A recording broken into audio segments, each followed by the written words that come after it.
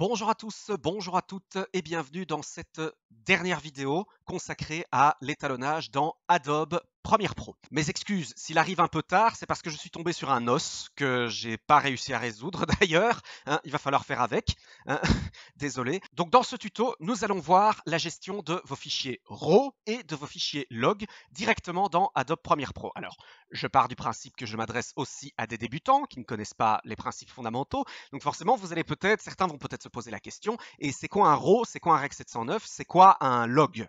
Alors pour cela, je vous invite à aller sur mon site, je vous mets la fiche et je vous mets le lien dans le descriptif. J'ai fait une initiation complète au Rec 709 RAW et log. Quel est le principe de base? Quel est l'intérêt de les utiliser? Pourquoi? Etc. Donc tout est expliqué ici. Il y a deux ateliers pratiques. Ces deux ateliers pratiques, je vous encourage à les visionner, même s'ils sont sous Resolve et pas sous Premiere, parce que, évidemment, le principe est redétaillé dans ces vidéos. Je vais partir du principe dans ce tuto que vous avez lu cette initiation, sinon que vous connaissez le principe de base. Alors, on va revenir donc sur Premiere et on va commencer par nos fichiers RAW. Je suis allé vous chercher des fichiers RedRAW ici que vous pouvez aller télécharger vous-même. Le lien est dans le descriptif, comme ça vous pouvez tester par vous-même. Comment est-ce qu'on va faire dans Premiere pour accéder à nos paramètres RAW? Je double-clique ici sur mon plan qui est placé dans la timeline pour l'ouvrir dans le moniteur source. Je vais aller non pas sur les moniteurs ou sur le couleur lumétrie, mais dans les options d'effet. Par défaut, nous sommes dans ce volet, le volet que vous connaissez tous si vous utilisez Premiere, qui vous permet de modifier la trajectoire de vos plans, etc. Et donc je vais cliquer ici, vous voyez, sur le premier volet, ici pour accéder directement, vous voyez, voilà, ce sont mes réglages RAW. Ils sont accessibles directement ici et je peux les modifier, comme par exemple modifier, vous voyez ici, la sensibilité, voilà, de mon capteur, etc. Je vais revenir un peu sur les paramètres RAW. Donc ça, c'est une première méthode. À chaque fois, je vais aller par exemple chercher un autre plan, je vais double-cliquer et je vais donc aller chercher dans mes options d'effet les paramètres RAW que je pourrais ici modifier à volonté. Donc ça, c'est pour un plan, ce qui fait que si je modifie ici par exemple, les paramètres de dématrissage vont s'appliquer à ce plan. Il y a une autre manière de procéder pour par exemple, de prime abord, j'ai pas pu vérifier, je vais vous expliquer, modifier, faire un réglage RAW commun à tous les plans d'une même caméra, c'est le Source Settings, les réglages de la source. Alors pour cela, vous voyez, je vais aller chercher ici dans mon navigateur mon plan RAW. Si je fais un clic droit et que je fais ici désactiver les effets de l'élément principal, voilà, vous voyez que mes paramètres RAW ne s'appliquent plus. Vous voyez, en fait, ça revient à faire ça, en fait, vous voyez, à désactiver en fait les paramètres des sources RED ici. Et donc là, ce que je peux faire, je vais cliquer ici sur mon plan dans le navigateur et je vais aller chercher le paramètre de la source, Source Settings. Et là, j'accède en fait à mes réglages RAW dans une nouvelle fenêtre distincte avec un visualiseur, comme vous voyez. Alors, quelle différence entre utiliser le Source Settings et les paramètres dans le monitor source? De prime abord, les réglages RAW que vous allez appliquer ici vont s'appliquer sur tous les rushs d'une même caméra, d'un même caméscope. Donc ça vous permet de définir un paramètre de dématrissage commun. Si par exemple, vous avez donc toute une séquence, un film tourné, et que vous voulez partir d'un dématrissage de base pour avoir un maximum de nuances, par exemple, ou bien, ce que vous pouvez faire évidemment, c'est partir d'une courbe de gamma d'un espace colorimétrique précis si vous voulez cumuler Workflow Log et Workflow RAW, dont on va parler juste après. Par exemple, ici, vous voyez, je peux définir l'espace colorimétrique dans lequel je dématrisse. Je peux par exemple directement ici dire que je veux sortir en Rec 709 et la courbe de gamma, que je veux aussi une courbe de gamma Rec 709, vous voyez. Et voilà, on voit tout de suite ici qu'on a peu de nuances, on a un signal plutôt plat, vous voyez, parce que c'est tout de suite dématricé ainsi. Et donc, si j'applique ici dans les réglages de la source, de prime abord, tout ce que vous allez appliquer ici dans les réglages de la source vont s'appliquer sur tous vos plans de la même caméra. Je vais faire par exemple OK. Et alors donc en fait ici, pourquoi ça ne va pas fonctionner? Parce que ce plan ici est issu en fait d'un autre caméscope. Si vous avez maintenant vos paramètres RAW qui sont appliqués sur tous vos plans dans la timeline, mais que pour un des plans ça ne fonctionne pas, il vous suffit de double-cliquer donc, réouvrir les options d'effet, et là tout ce que vous faites simplement, vous retournez ici sur vos réglages RAW du plan, vous réactivez et hop, vous revenez en fait ici sur les paramètres de la source RED du plan en question. Alors, comme je vous l'ai dit, j'ai pas pu le vérifier. Je vous ai pris des rushs RED, je vous ai également pris des rushs Blackmagic RAW. Voilà. Donc vous pouvez aussi également aller télécharger ces rushs Blackmagic RAW sur le site de Blackmagic, le lien est en descriptif. La première chose à savoir, c'est que pour gérer vos rushs Blackmagic RAW dans Premiere, ils ne seront pas pris nativement, vous devez aller télécharger un plugin. Le plugin de Blackmagic, c'est gratuit. Hop, il est ici. Vous pouvez, je vous mets le lien en descriptif, allez le télécharger pour pouvoir gérer vos Blackmagic RAW directement dans Premiere. Donc même chose, on retrouve la même logique. Hop, je clique ici, je vais dans Options d'effets. Là, je vais ici dans mon fichier BRAW et vous voyez que je retrouve les paramètres RAW de mon fichier Blackmagic Raw. Donc en fait, le problème que j'ai, je ne peux pas vous assurer que ça fonctionne le principe du source setting sur tous les plans parce que pour mes Blackmagic Raw, je ne sais pas pourquoi, peut-être que c'est un problème dû au fait de la version du Blackmagic Raw 1.7 proposée par Blackmagic, mais en tout cas avec les Blackmagic Raw qui ici sont issus du même caméscope, donc ça devrait fonctionner, ça fonctionne sur Resolve en tout cas, le source settings ne marche pas. Je ne sais pas pourquoi, même quand je désactive, hein, je vous montre. Si je vais ici dans le projet et que je vais chercher mes Rush Blackmagic Raw, même si je désactive ici les effets de l'élément principal, le paramètre de la source, vous voyez, reste grisé. Il n'est pas accessible. Ne me demandez pas pourquoi, j'en sais rien. J'ai pas réussi à résoudre le problème, c'est ça qui m'a bloqué pendant pas mal de temps. Enfin bref, voilà. Mais donc de prime abord, ça fonctionne. Ici avec le Blackmagic Raw, il faut un peu bricoler. Du coup, si vous voulez faire une colorimétrie commune à plusieurs de vos plans. Voilà, donc ça, je ne sais pas à quoi c'est dû. Mais donc voilà, alors, je ne vais pas revenir sur tous les réglages RAW, ça ne sert à rien, il y en a énormément. Je vais vraiment passer trop de temps. Si la vidéo serait trop longue si je devais vous expliquer à quoi correspondent les réglages.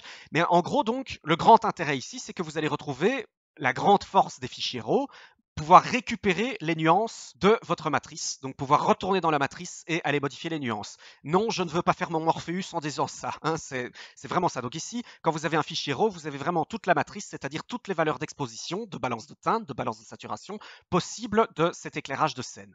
Et donc du coup, en revenant sur les paramètres de dématrissage, vous revenez là-dessus. C'est pour ça qu'avec du RAW, je peux modifier la sensibilité de mon capteur en post-production. Voilà, vous voyez, tout en récupérant les nuances. Si mon plan est cramé, vous voyez, comme ceci, mais il me suffit de rebaisser, voilà, et je peux récupérer toutes les nuances, comme si le plan avait été tourné ainsi.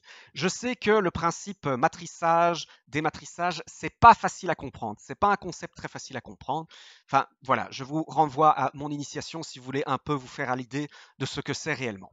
Mais donc voilà, alors, dernière chose à dire au sujet de vos fichiers RAW. Vous vous souvenez du tuto précédent. Je vous avais dit dans le tuto précédent la hiérarchie de Lumetri, très importante à comprendre. Donc, très importante à prendre en compte ici pour nos fichiers RAW, nos fichiers log. Donc, si j'applique un effet de dématrissage, où s'applique-t-il par rapport à notre Lumetri? Dématrissage, c'est, puisque notre image ici, ce que vous voyez ici, est déjà dématrissé, ce sur quoi on agit est déjà dématrissé, donc c'est toujours à la base. Ce que vous allez appliquer ici dans votre correction de base, si par exemple on repart ici sur une correction de température, de teinte, etc., dans le Lumetri, avec les outils que nous avons vus dans les tutos précédents, c'est toujours sur l'image telle qu'elle a été dématrissée, donc sur vos paramètres RAW tels qu'ils ont été définis. Les paramètres RAW que vous appliquez toujours à l'entrée. Retenez bien ça, c'est important.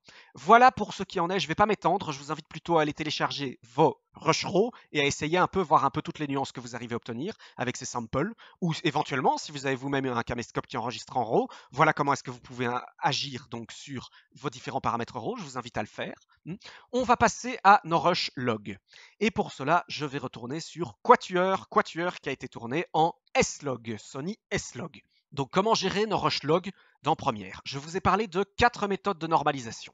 La normalisation manuelle, c'est vraiment ce qu'on a fait dans les tutos précédents. Je vous renvoie au tuto précédent qu'on a vu avec le Lumetri. C'est simplement réajuster nos plans en se fiant au scope, en se fiant à notre vecteur scope, notre waveform, fixer nos points et normaliser manuellement. Alors, les deux autres modes de normalisation dont je vous ai parlé dans l'initiation, à savoir la gestion de couleurs et le color checker, je ne vais pas en parler ici. Pourquoi? Parce que voilà, Premiere est un logiciel de montage, pas d'étalonnage. La gestion de couleurs dans Premiere, il n'y a pas. Vous n'avez pas d'outil comme dans Resolve pour directement définir au niveau des algorithmes de l'entrée, de la timeline, de la sortie de votre logiciel, une courbe de gamma, un espace colorimétrique précis. Dans Premiere, ce n'est pas possible. Sauf uniquement, il existe une petite option qui vous permet de la régler à l'affichage. Je vais vous en parler en fin de tuto. Pour ce qui en est des color checkers, dont je vous ai parlé dans l'initiation, dans Premiere, il n'y a pas de gestion native de vos color checkers. Tout du moins, je dis bien native, parce qu'il y a un plugin qui permet de le faire. Ce plugin, c'est le MBR Color 3, ici. Je vous mets le lien dans le descriptif. Ce plugin donc se greffe dans Premiere et vous permet de reconnaître vos color checkers et d'appliquer votre normalisation avec votre checker. Donc voilà, ici, je n'ai pas installé le plugin et aussi, je n'ai pas de plan. En fait, je n'ai pas de plan. Quatuor n'a pas été tourné avec un color checker, donc je n'ai pas de plan d'exemple. Parce qu'en fait, ce que vous pouvez faire aussi, c'est le faire manuellement avec les étalonnages secondaires. Ce qu'on a vu dans le tuto précédent, vous définissez en fait un masque de forme et vous allez chercher votre checker et vous l'équilibrez avec les paramètres du Lumetri. C'est possible. Mais donc comme moi ici, j'ai pas de checker, je peux pas le faire. Mais je vous ai laissé ici, le lien est en descriptif, si vous n'êtes pas anglophobe, le lien d'un tutoriel d'un YouTuber américain, Make Media Studios, qui vous explique ici les deux méthodes. Il vous montre la méthode manuelle pour utiliser votre checker dans Premiere et le MBR Color Corrector 3. Donc voilà, il vous montre tout ça. C'est très bien expliqué et son anglais est tout à fait compréhensible. Donc je vous mets le lien en description. Je vous invite à aller le voir. On devine facilement, nativement, quelle est l'option de Premiere de base prévue pour gérer nos logs. Ce sont les luttes. C'est ce que j'ai brièvement évoqué. Comment gérer, appliquer nos luttes de conversion dans Premiere. Nous avons deux options. Ici, vous voyez dans la correction de base, lutte en entrée, ici, où je peux aller chercher des luttes qui sont par défaut préinstallées, ou je peux faire parcourir ou personnaliser pour aller chercher mes propres luttes. Ici, je suis dans un dossier que je suis allé télécharger juste avant. Voilà. Ou bien, on a le créatif, ici. Et vous voyez qu'ici, on a look et on peut aller chercher différentes luttes.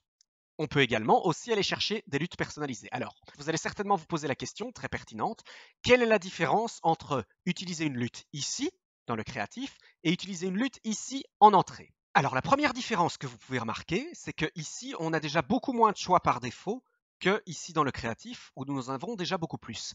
Et aussi dans le créatif, nous avons ici, vous voyez, un visualiseur qui permet justement de switcher, vous voyez, des looks que vous retrouvez ici en fait. Je les parcours donc avec les flèches, vous voyez, et je peux cliquer dessus, tac, pour l'appliquer directement par exemple. Vous avez ici un outil de prévisualisation. Alors pourquoi est-ce que ici on a beaucoup moins de choix qu'ici? Purement et simplement parce que dans la correction de base, ce qui est pris en compte, ce qu'il est possible d'appliquer dans la correction de base, c'est uniquement des luttes. Ici, dans le créatif, vous pouvez appliquer des luttes, mais vous pouvez aussi appliquer des looks. C'est différent. Je vais revenir dessus après pour vous expliquer la différence entre les deux, mais surtout aussi, je vous invite à faire le lien entre ce qu'on a vu dans le tuto précédent avec la hiérarchie. Je vais réinitialiser. Si j'applique ici une lutte en entrée dans ma correction de base, c'est ce que je vais faire. Je vais par exemple aller chercher une lutte personnalisée. Voilà. Hop. Voilà.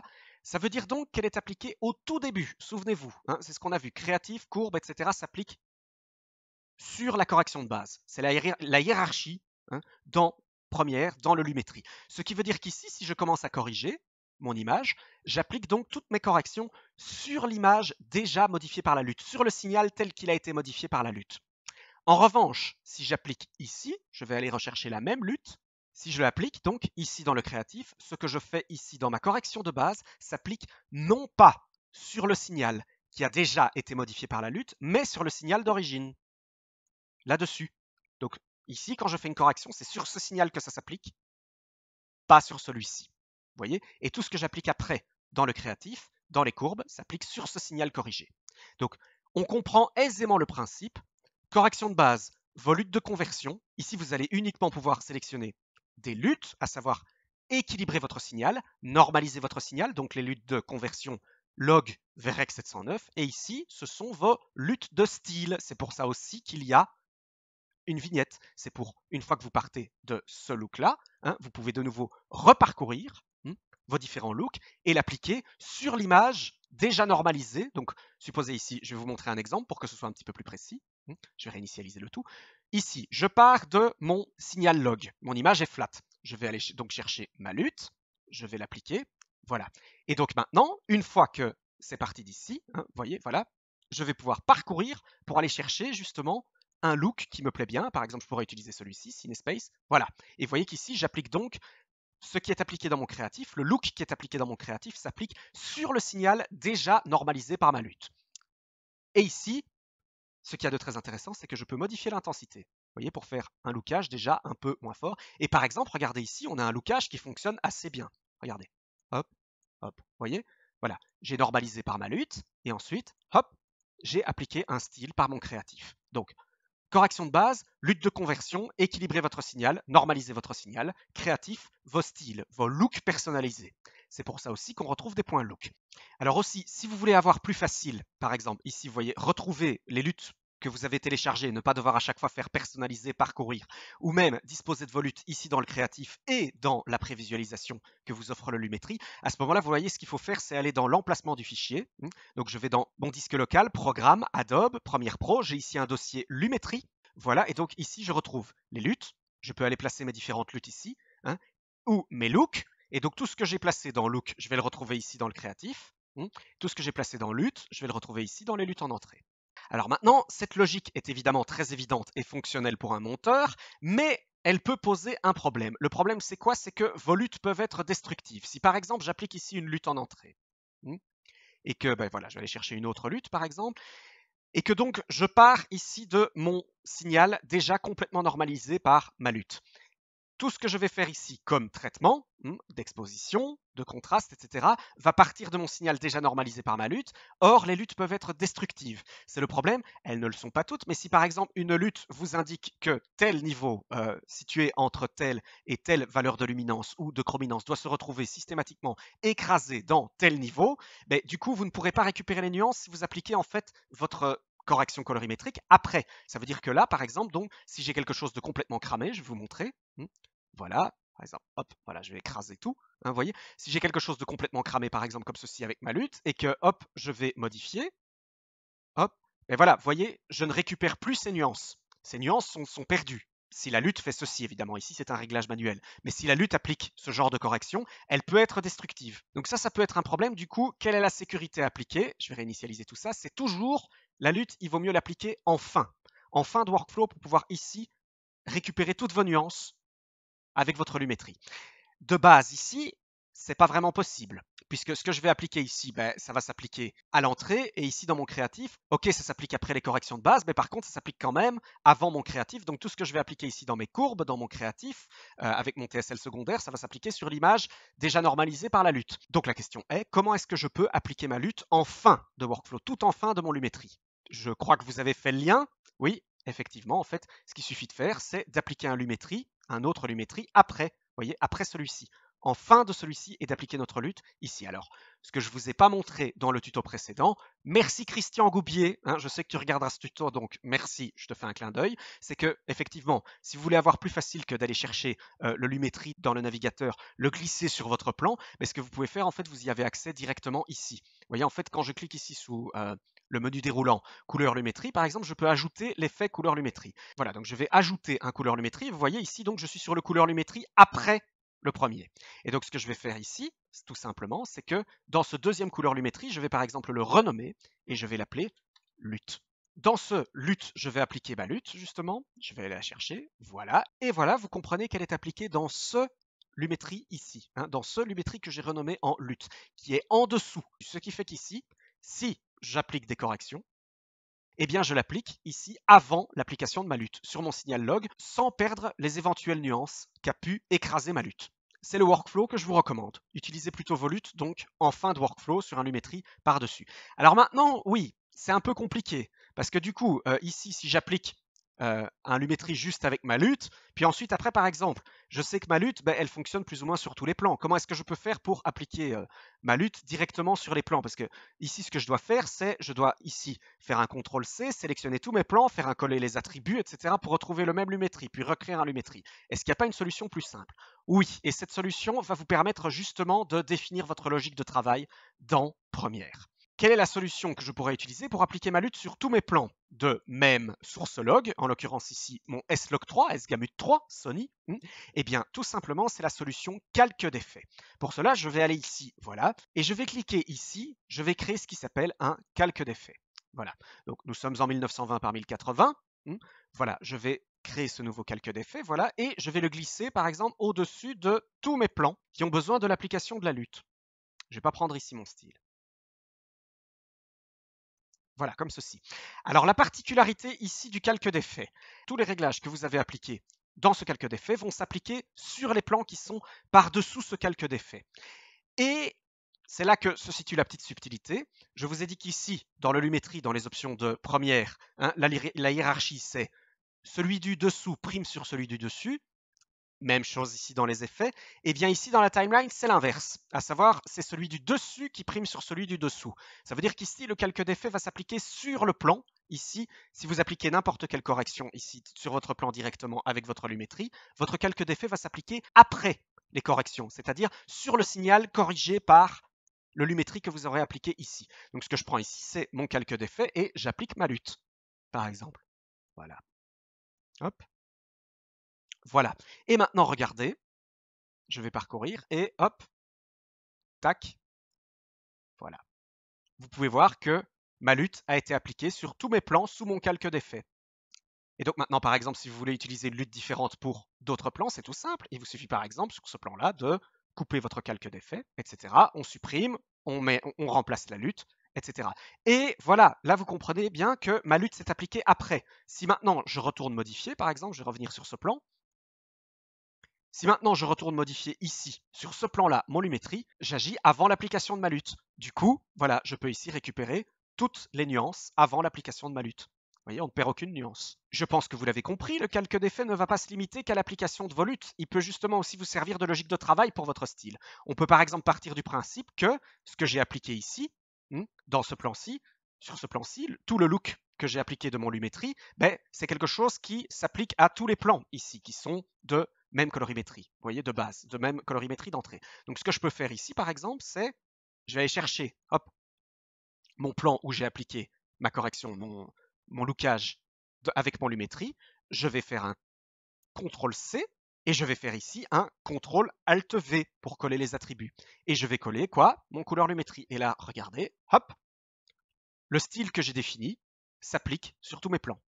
Et c'est un style qui, je trouve, pour Quatuor, pour les séquences extérieures, ça fonctionne bien, mais ça fonctionne moins.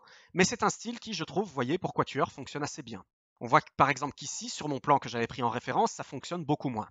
Qu'est-ce que je peux faire du coup? Eh bien, par exemple, ici, je peux revenir dans la correction de base, éliminer un peu de bleu, par exemple, parce qu'il y en a trop, par exemple, vous voyez, etc. Voilà, et donc remodifier mon plan pour l'adapter à la colorimétrie, par exemple.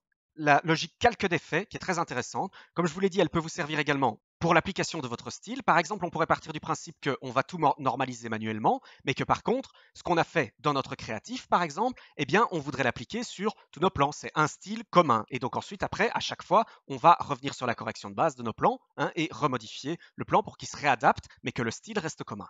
C'est ce qu'on vient de faire, vous voyez? Très intéressant.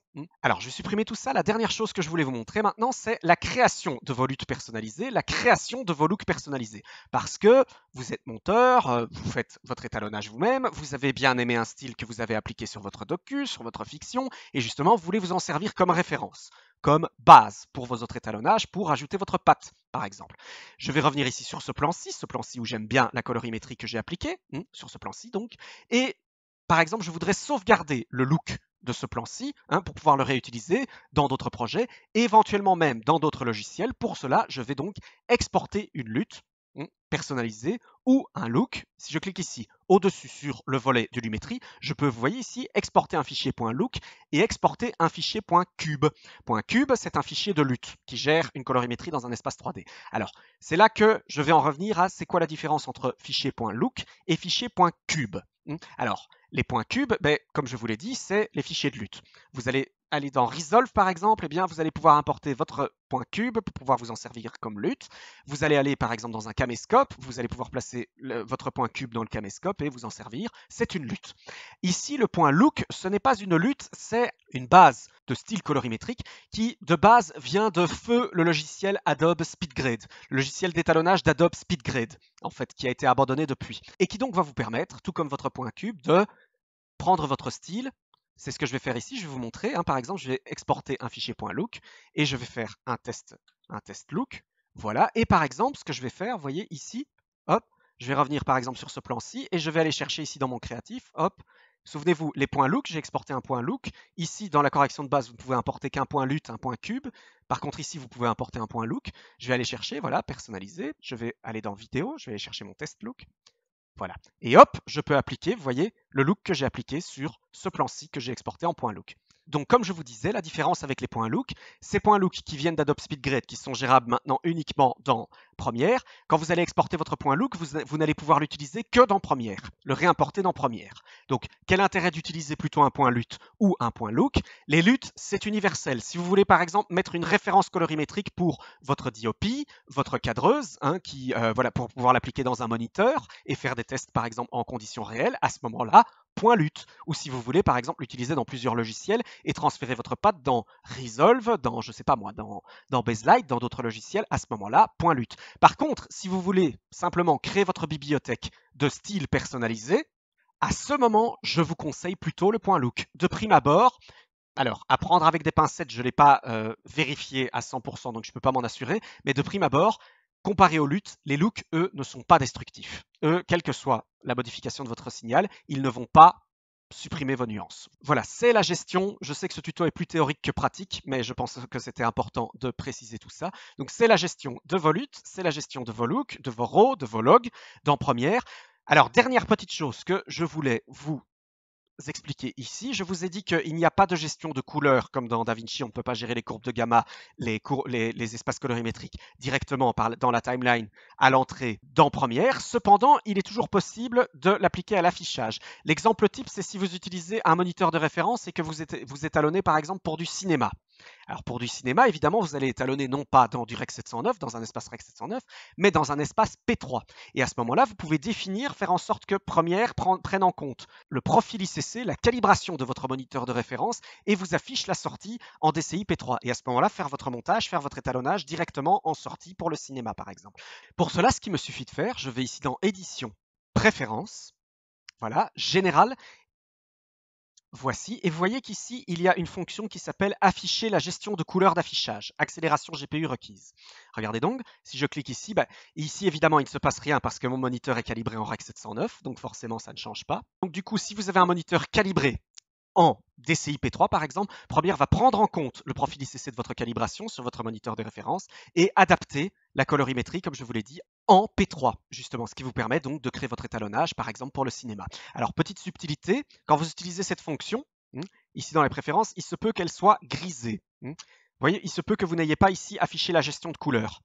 Pourquoi? Parce qu'il se peut qu'elle soit grisée. Pourquoi? Parce qu'il faut l'accélération GPU. Pour cela, en fait, ce qu'il faut faire, c'est ici aller dans vos réglages du projet et définir en fait ici système de rendu accélération soit en CUDA, soit en logiciel Mercury Playback Engine uniquement. Ça ne va pas fonctionner par exemple sous Mac si vous utilisez l'OpenGL. Vous voyez, il faut activer l'accélération hardware. Donc voilà, je voulais juste vous le montrer, comme ça vous le savez, c'est un détail si vous faites une sortie cinéma. Et voilà, ce dernier tuto, je sais, c'était beaucoup plus théorique que pratique, mais malheureusement, je n'avais pas beaucoup de praticité à vous montrer, puisqu'on a tout fait ici, les réglages manuellement. En tout cas, je vous remercie d'avoir suivi cette suite sous Premiere. J'espère quand même qu'elle vous a plu, même si elle a été un peu lente à arriver. Et je vous dis merci et je vous dis à très bientôt sur Corvansprod. N'hésitez pas à vous abonner pour suivre d'autres formations.